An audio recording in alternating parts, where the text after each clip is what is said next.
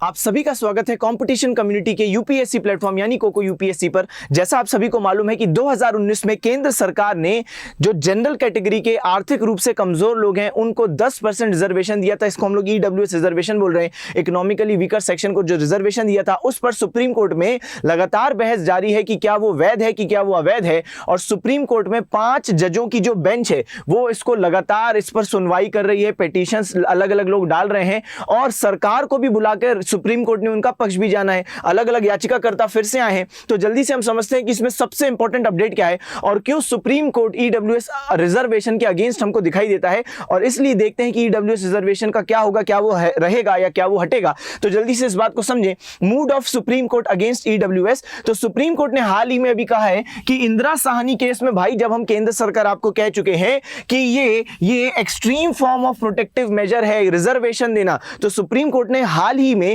जो ईडब्ल्यूएस पर केस चल रहा है उसमें सुप्रीम कोर्ट ने कहा केंद्र सरकार को कि जब हमने इंदिरा साहनी केस में एक बात आपको बोल दी है कि रिजर्वेशन केवल बड़ा ही एक्सट्रीम केस में बिल्कुल लास्ट ये स्टेप होना चाहिए कि किसी समुदाय को आपको रिजर्वेशन देना है, तो फिर क्यों आप इतना आसानी से रिजर्वेशन दे रहे हो। तो सुप्रीम कोर्ट ने कहा कि ये लास्ट रिजॉर्ट है, ये लास्ट ऑप्शन होना चाहिए रिजर्वेशन देने का। तो सुप्रीम कोर्ट कहता है ये extreme form of protective measure है और इसको केवल स्मॉल नंबर ऑफ सीट्स तक ही सीमित रखना है। अगर सभी को रिजर्वेशन दे देंगे तो फिर देश में अनरिजर्व्ड बचेगा कौन, ऐसा सुप्रीम कोर्ट का कहना है। दूसरी बात जो सुप्रीम कोर्ट ने कही कि हम आपको कह के थक गए हैं केंद्र सरकार, 50% रिजर्वेशन की जो हमने लिमिट तय की उसको वायलेट मत करो। यानी जितने टोटल जॉब्स हैं उनमें से 50% तक ही रिजर्वेशन हो सकता है, बाकी 50% अनरिजर्व्ड होने चाहिए। मैं आपको बता दूं अभी 49.5% रिजर्वेशन सेंट्रल गवर्नमेंट के जॉब्स में चल रहा है, शेड्यूल्ड कास्ट, शेड्यूल्ड ट्राइब और ओबीसी को मिलाकर 49.5। और क्योंकि 10% ईडब्ल्यूएस इसमें ऐड हो गया है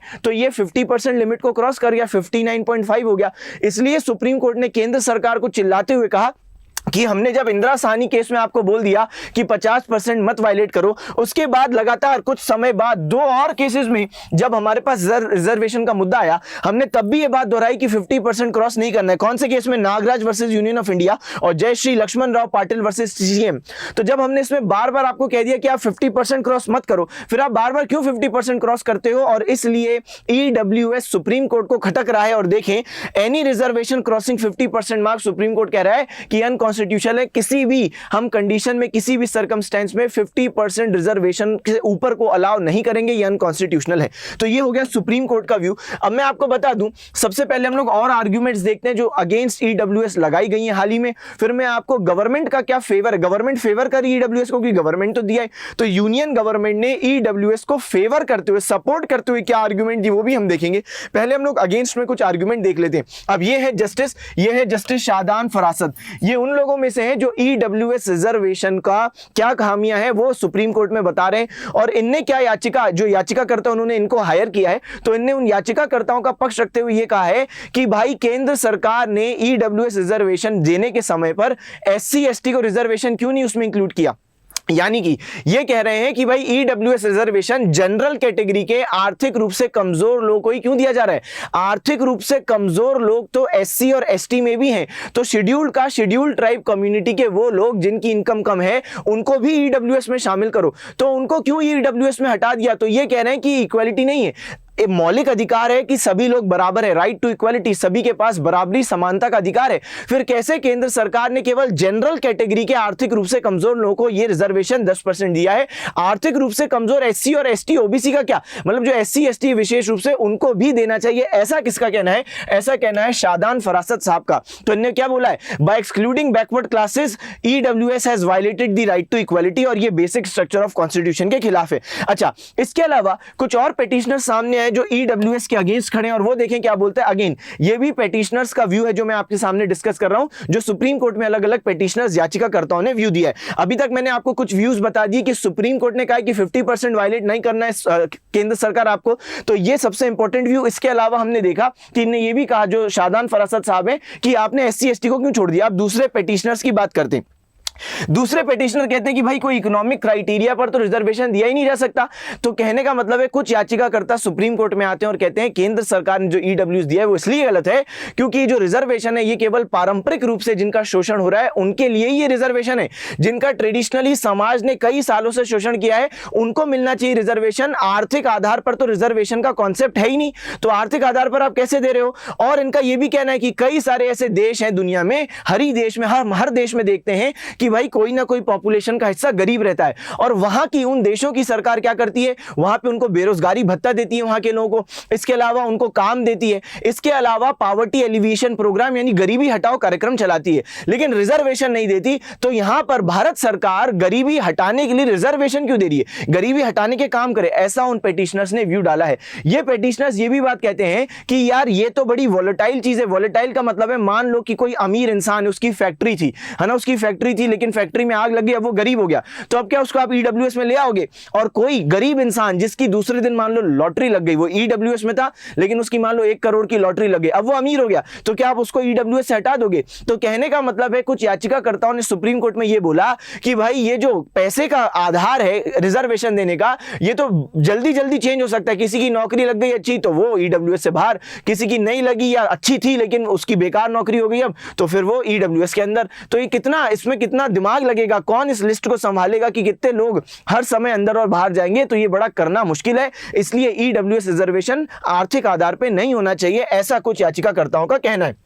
सुनना, अब इसके अलावा निजी गैर सहायता प्राप्त शिक्षण संस्थानों ने भी ईडब्ल्यूएस के खिलाफ याचिका दायर की है। सुनना, ईडब्ल्यूएस के खिलाफ जो प्राइवेट इंस्टीट्यूशन है जिनको सरकार से कोई मदद नहीं मिलती है, उनको भी सरकार ने कहा था कि आपको भी शिक्षा के क्षेत्र में प्राइवेट सेक्टर को कहा है, प्राइवेट इंस्टीट्यूट को कहा है कि आपको भी ईडब्ल्यूएस रिजर्वेशन में एडमिशन लेने पड़ेंगे।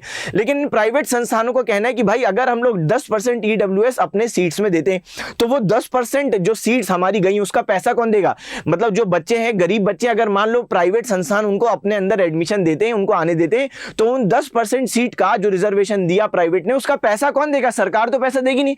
तो प्राइवेट का कहना है कि यार सरकार आप हमको कैसे फोर्स कर सकते हो कि हम लोग बिना पैसे लिए किसी को एंट्री दें, क्योंकि अगर हम भविष्य में कभी नुकसान में जाते तो आप तो हमारी मदद करने आते नहीं हो। तो इन प्राइवेट इंस्टीट्यूशन का कहना है कि भविष्य में जब भी ऐसा कभी मुद्दा होता है जब हमको पैसे की जरूरत है, क्योंकि आपको मालूम है प्राइवेट लोगों को सरकार थोड़ा ना पैसे की मदद करती है वैसे, तो प्राइवेट संस्थानों का कहना है कि जब हमारे बुरे वक्त में आप कभी साथ नहीं आओगे, ना आते हो, तो अभी आप हमसे क्यों चाह रहे हो कि हम 10% लोगों को रिजर्वेशन दें।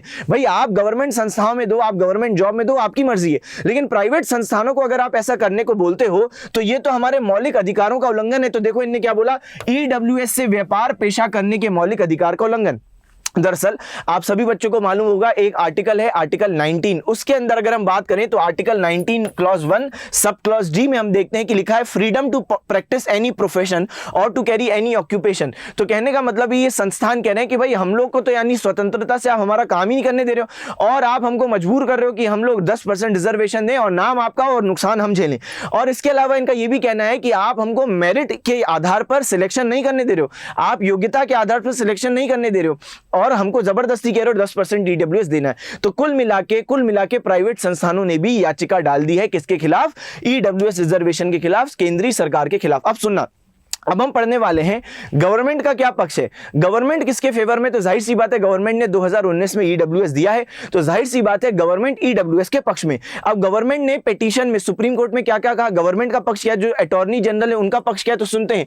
आर्टिकल 46 गवर्नमेंट ने बोला कि सुनो सुप्रीम कोर्ट, ऐसा है कि जो लोग हमसे बोल रहे हैं कि आर्थिक आधार पर आपको नहीं देना चाहिए, याद करो हमने अभी थोड़ी देर पहले देखा था ना, एक जो अदर पिटीशनर्स के हमने व्यू देखे थे उसमें हमने बोला था एक पिटीशन आई थी कि भाई आर्थिक आधार पर आप कैसे दे सकते हो रिजर्वेशन, है ना, आर्थिक आधार पर नहीं मिलना चाहिए और इसको करना बड़ा मुश्किल होगा और जो पारंपरिक रूप से शोषित लोग हैं उनको मिलना चाहिए। लेकिन सरकार बोलती है, केंद्रीय सरकार बोलती है कि संविधान का आर्टिकल 46 अनुच्छेद 46 कहता है कि राज्य का कर्तव्य है कि आर्थिक रूप से कमजोर वर्गों के हितों की रक्षा करे, तो हम वही तो कर रहे हैं। तो केंद्र सरकार ने काउंटर किया इस याचिकाकर्ता के पक्ष को और कहा कि संविधान खुद बोलता है कि राज्य चाहे तो वो आर्थिक रूप से कमजोर लोगों की स्थिति सुधारने का काम कर सकता है और हम 10% ईडब्ल्यूएस में वही कर रहे हैं, तो इसलिए आर्थिक आधार पर रिजर्वेशन हम दे सकते हैं, ऐसा सरकार ने अपने इस पक्ष से बोला और उस याचिकाकर्ता के व्यू को काउंटर किया, उसको खत्म करने का प्रयास किया। दूसरा, सरकार ने यह भी कहा कि आर्थिक आधार से हम इसलिए भी दे सकते हैं क्योंकि कुछ समय पहले एक चीफ जस्टिस थे, फॉर्मर चीफ जस्टिस, मतलब उनकी अध्यक्षता में एक कमेटी बनी थी, रंगनाथ मिश्रा कमीशन। तो इस कमीशन ने क्या कहा था वो सुनते हैं। इस कमीशन ने कहा था कि रिजर्वेशन पॉवर्टी यानी गरीबी के आधार पर ही होना चाहिए और रिलीजन या जाति के आधार पर नहीं होना चाहिए। तो यहां पे केंद्र सरकार ने सुप्रीम कोर्ट का यही पक्ष रख दिया। कहां पे रख दिया? सुप्रीम कोर्ट में ही रख दिया कि देखो, एक फॉर्मर चीफ जस्टिस जो पहले मुख्य न्यायाधीश थे सुप्रीम कोर्ट के, उनकी जब एक अध्यक्षता में कमीशन बनी, वो कमीशन खुद कह रही है कि हमको रिजर्वेशन का आधार रखना चाहिए गरीबी, हमको जाति या धर्म नहीं रखना चाहिए। और इस रंगनाथ मिश्रा कमीशन ने यह भी कहा था कि जो बिलो पॉवर्टी लाइन होती है, जिसको हम कहते हैं गरीबी रेखा, तो इनका कहना था रंगनाथ मिश्रा का कि जो लोग गरीबी रेखा से नीचे उनको ही मात्र रिजर्वेशन दिया जाए, दूसरों किसी को रिजर्वेशन नहीं दिया जाए। यही बात केंद्र सरकार ने रखी है कि देखो, आप में से ही एक बंदा जो फॉर्मर चीफ जस्टिस था, उसकी ही कमीशन बनी थी, उसने ये रिपोर्ट दी है कि आर्थिक आधार पे ही रिजर्वेशन होना चाहिए। तो यहां पे सरकार ने असल में डिफेंड करने का प्रयास किया है कि हम आर्थिक आधार पर रिजर्वेशन क्यों देना चाहते हैं, क्यों दें। नेक्स्ट बात, अच्छा, यहां पर हम देखते हैं, एक याद करो, आपको एक व्यू थी, यहां पे हमने देखा कि जो शादान फरासत साहब है, उन्होंने बोला था कि रिजर्वेशन जब आप दे रहे हो ईडब्ल्यूएस में, तो केवल जनरल कैटेगरी के आर्थिक रूप से कमजोर को क्यों दे रहे हो भाई? शेड्यूल्ड कास्ट और शेड्यूल्ड ट्राइब में भी जो गरीब लोग हैं उनको भी दो। ये किसने बोला था? शादान फरासत। अब इनके व्यू को देखो, सेंट्रल गवर्नमेंट ने कैसे सुप्रीम कोर्ट में काउंटर किया। केंद्र सरकार बोलती है कि शेड्यूल्ड कास्ट और शेड्यूल्ड ट्राइब के पास ऑलरेडी बहुत सारे रिजर्वेशन से संबंधित बेनिफिट हैं, यानी शेड्यूल्ड कास्ट और शेड्यूल्ड ट्राइब के लोगों को अलग अलग योजनाओं, अलग अलग कार्यक्रमों में ऑलरेडी बहुत ज्यादा रिजर्वेशन के अंतर्गत फायदा मौजूद है और उनके पास बहुत बेनिफिट मौजूद हैं। और इसलिए जो शादान फरासत साहब का व्यू है कि भाई ईडब्ल्यूएस में शामिल करो एससी एसटी को, तो केंद्र सरकार बोल रही है हम शामिल नहीं करेंगे, क्योंकि एससी एसटी को तो वैसे भी तमाम प्रकार के बेनिफिट रिजर्वेशन में मिले। ऐसा कौन बोलता है? अटॉर्नी जनरल साहब बोलते हैं। तो ये मैंने आपको बता दिया इनका, केंद्र सरकार का भी व्यू। तो मैंने आपको अलग अलग व्यू डिस्कस करवा दिए। एक सुप्रीम कोर्ट का व्यू सबसे पहले हमने देखा, तो सुप्रीम कोर्ट ने बोला कि भैया 50% जो आपकी लिमिट है उसको क्रॉस मत करो। उसको बार बार क्यों क्रॉस करते हो? हमने जब अलग अलग केसेस में बता दिया क्रॉस नहीं करना है, तो उसको आप बार बार क्रॉस क्यों कर रहे हो? तो ये सुप्रीम कोर्ट का हमारा व्यू हो गया। इसके अलावा हमने सुप्रीम कोर्ट का एक और व्यू देखा, जो सुप्रीम कोर्ट ने बोला कि रिजर्वेशन केवल एक्सट्रीम केस में देना चाहिए, लास्ट स्टेप होना चाहिए रिजर्वेशन देना, और केवल छोटी से समुदाय को ही देना चाहिए, आप सबको नहीं दे सकते। ऐसा सुप्रीम कोर्ट का व्यू है। फिर हमने देखो ये भी बात कर ली कि जो शादान फरासत है, उन्होंने बोला कि भाई ईडब्ल्यूएस में शामिल करो, किस किस को शामिल करो? शादान फरासत साहब बोलते हैं कि एससी और एसटी को भी शामिल करो। दूसरे याचिकाकर्ताओं ने क्या बोला कि अगर गरीबी मिटाना सरकार का एम है, तो गरीबी हटाओ कार्यक्रम चलाओ, बेरोजगारी भत्ता दो जैसे दूसरे देशों में होता है, लेकिन आप इकोनॉमिक क्राइटेरिया मत बनाओ। आप इकोनॉमिक को कैसे क्राइटेरिया बना सकते हो, क्योंकि वो तो चेंज हो सकता है। फिर हमने बोला जो निजी संस्थान है उनका क्या व्यू है, तो निजी संस्थानों ने भी बोला कि भाई आप हमको सरकार कैसे फोर्स कर सकते हो कि हम लोग 10% ईडब्ल्यूएस में हम नुकसान सहें, या तो आप हमको पैसा दो, हम बच्चों को लेने को तैयार हैं जो गरीब बच्चे, लेकिन आप फिर हमको भरपाई तो करो, हम नुकसान अपना करवा लें। और बाद में जब हम लोग कभी भविष्य में किसी समस्या में हैं, हमको कुछ भी करना है, हमें पैसे की जरूरत है, आप तो आओगे नहीं क्योंकि हम तो प्राइवेट है, तो जब आप हमारी मदद करने नहीं आओगे तो हमें नुकसान भी क्यों दे रहे हो? तो ऐसा किसने कहा? निजी संस्थानों ने कहा कि हमारे मौलिक अधिकार, जो व्यापार करने का मौलिक अधिकार है, उसके खिलाफ कर रहा है सरकार, यूनियन गवर्नमेंट। फिर सरकार ने क्या पक्ष दिए? सरकार ने बोला हम भैया इकोनॉमिक आधार इसलिए देना चाहते हैं क्योंकि आर्टिकल 46 अनुच्छेद 46 जो डीपीएसपी है, तो वो अलाउ करता है सरकार को कि भाई तुम जो कमजोर लोग हैं आर्थिक रूप से, उनकी सहायता करो, तो हम वही तो कर रहे हैं। दूसरा, रंगनाथ मिश्रा की रिपोर्ट इन्होंने बता दी, जिन्होंने खुद कहा है, इस कमीशन के हेड ने कहा है, कमीशन के लोगों ने कहा है कि आर्थिक आधार पर रिजर्वेशन होना चाहिए, गरीबी के आधार पर होना चाहिए, जो लोग बिलो पॉवर्टी लाइन है, गरीबी रेखा के नीचे, उनको रिजर्वेशन मिलना चाहिए। और फिर सरकार ने शादान फरासत साहब के व्यू को कैसे काउंटर किया है? शादान फरासत बोलते हैं एससी एसटी को ईडब्ल्यूएस में लाओ, तो ये बोलती है सरकार बोलती है कि भाई एससी एसटी को ऑलरेडी बहुत ज्यादा रिजर्वेशन के अंतर्गत अलग अलग जगहों पे बेनिफिट मिले, तो हम उनको क्यों लाएं? कुल मिला के ये है पूरा मुद्दा, ये है पूरी अपडेट। और इसलिए हम देखते हैं कि ईडब्ल्यूएस की क्या स्थिति अब होगी आने वाले दिनों में। क्या सुप्रीम कोर्ट के जो 5 जजों की जो बेंच है वो इसको अलाउ करेगी कि नहीं करेगी? ये बात मैं पहले भी आपको वीडियोस में बता चुका हूं कि जो 5 जज हैं, 5 के 5 सवर्ण कैटेगरी के हैं, सभी लोग हम देखते हैं कि वो जनरल कैटेगरी के हैं, और इसलिए ये भी एक विवाद का मुद्दा बन सकता है आगे जाके, जब भी जो भी फैसला आए कि जिन लोगों ने फैसला किया है वो एससी एसटी नहीं है। तो अगर ईडब्ल्यूएस को मान लो रखा जाता है, ईडब्ल्यूएस को रिटेन किया जाता है, तब भी विवाद हो सकता है, हटाया जाता है तब भी विवाद हो सकता है। तो इसलिए समय ही बताएगा कि क्या क्या होगा। मुझे उम्मीद है कि ये वीडियो आपको अच्छी लगी होगी। अगर अच्छी लगी तो बिल्कुल इसको लाइक जरूर करें, सब्सक्राइब चैनल को जरूर करें, और इस वीडियो को उन तमाम जगहों तक पहुंचाएं जहां पे आपको लगता है कि उन लोगों को भी इसकी जानकारी पहुंचनी चाहिए। चलें, तो इसी आशा के साथ कि आपको क्लास अच्छी लगी, हम लोग इस क्लास को यहीं वाइंड अप करते हैं। आप सभी बच्चे जा सकते हो। Bye bye, thank you.